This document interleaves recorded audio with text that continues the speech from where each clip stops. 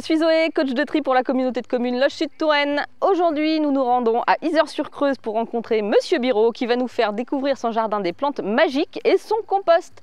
On y va, direction compost.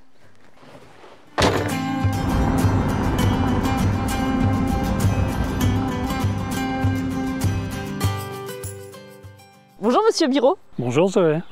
Alors vous m'accueillez aujourd'hui dans le jardin des plantes magiques. Est-ce que vous pouvez m'expliquer pourquoi vous l'avez appelé comme ça? Eh bien parce qu'on a identifié dans le jardin 37 plantes magiques qui ont des pouvoirs bénéfiques, maléfiques ou divinatoires. Ces 37 plantes sont tout à fait ordinaires.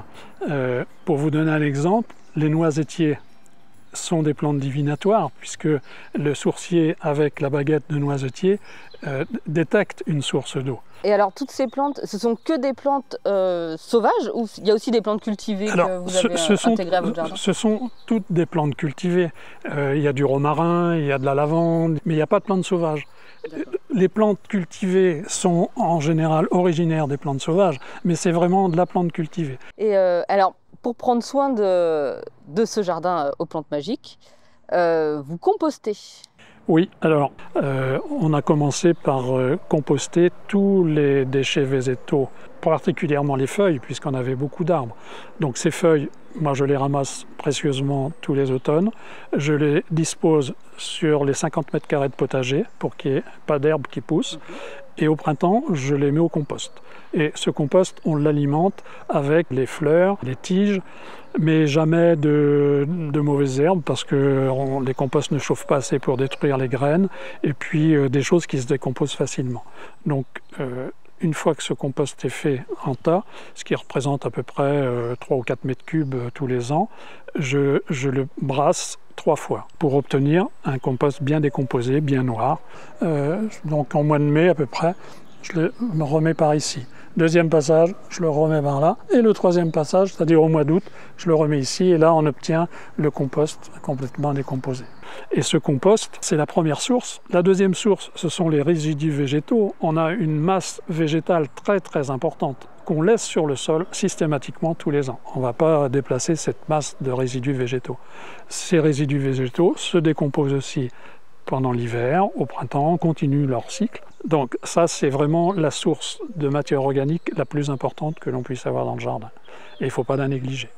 Et la troisième source, c'est du paillage. C'est un cercle vertueux puisque la matière organique alimente l'humus, l'humus alimente les plantes refont de la matière organique, et ainsi de suite. C'est vraiment le cercle vertueux le plus fort de notre terre. Il y a quelque chose, j'aimerais bien qu'on revienne dessus. Vous m'avez dit que ça vous permettait de garder l'humidité du sol. Donc vous, en fait, ça limite aussi vos arrosages. Alors, c'est difficile à mesurer, mais en tout état de cause, les zones où il n'y a pas de matière organique, on voit que les plantes souffrent beaucoup plus du sec.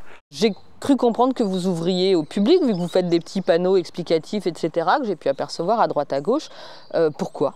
Alors, effectivement, depuis 7 ans maintenant, on ouvre notre jardin aux visites du public parce que nous sommes membres d'une association qui s'appelle Open Garden Jardin Ouvert et qui œuvre pour le bien-être des enfants gravement malades ou handicapés. Et ça, c'était quelque chose qui nous tenait à cœur.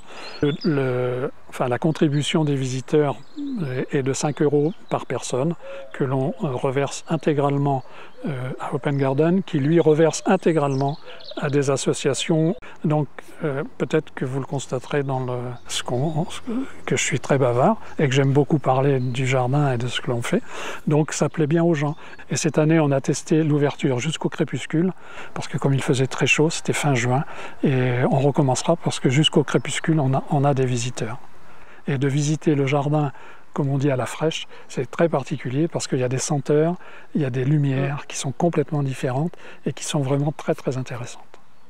Donc voilà un petit peu l'objectif. Notre motivation principale, c'est le jardinage et la générosité pour le bien-être des enfants malades.